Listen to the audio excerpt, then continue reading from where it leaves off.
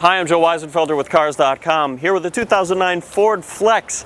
This is a large crossover with 3 rows of seats. I can think of about 10 other models that came out before this one. So why did they do it? How did they make it different? Well, for one thing, look at it.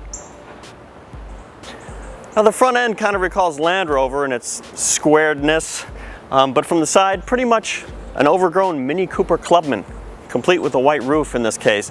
One of the more controversial aspects is the creases in the doors. I'm not sure how I feel about them myself, but if they weren't there, I think this might look like a big shipping container.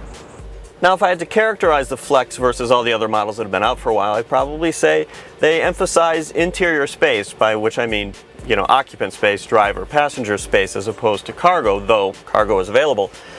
Very large, wide seats. Overall, I'm comfortable in this thing, but I do find that even with power adjustable pedals, which this SEL has as an option, when they're set where I want them and the seat is where I want it, the steering wheel is too far. There is no telescoping adjustment to the steering wheel here. I think that that is a big problem in any 2009 model. The second row seats also well above average in terms of leg room and a little bit of headroom too. Adjustable backrest, you know, all that comfort stuff. Now you can't slide the seat itself forward and backward, which is unfortunate. We kind of like that feature, but at least you've got a lot to start with. Now also, optional panoramic Vista roof is on this one. One big piece of glass on the roof, but you get 2 separate moonroof type skylights above. They don't open. And then there's another larger single one in the third row seat here. So the third row is reasonably roomy. It's not super roomy. My knees are kind of high because the floor is a little bit high. And the headroom is it's a little bit tight. But otherwise, it is definitely workable for adults for a short to medium length ride. Now there's actually a practical aspect to having this square back. The Mazda CX-9 is actually kind of swoopier. It's a little bit more angled here. As a result, even though there's more legroom in the Flex seats, you get about 3 cubic feet more cargo capacity back here because it's squared off.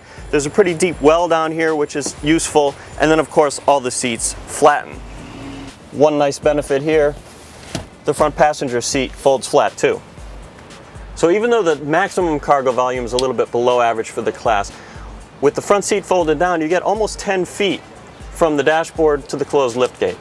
Now overall, the interior quality is good. Some of this wood trim is nice, but there's still a couple plastics here and there that many of our editors reacted negatively to. There's also a button in here for the optional interior lighting package. You push this sequentially, it changes the color of the illumination in the cup holders and also in the footwells, which is really interesting when you consider that the display up here has blue letters in the middle and kind of like off green ones on the side, which you cannot change. You know, are there more important things in the car than these not matching? Yes, there definitely are. Will it drive me crazy every time I look at it? Yes, it will. For additional information on this car or any other, go to Cars.com and our blog, Kicking Tires.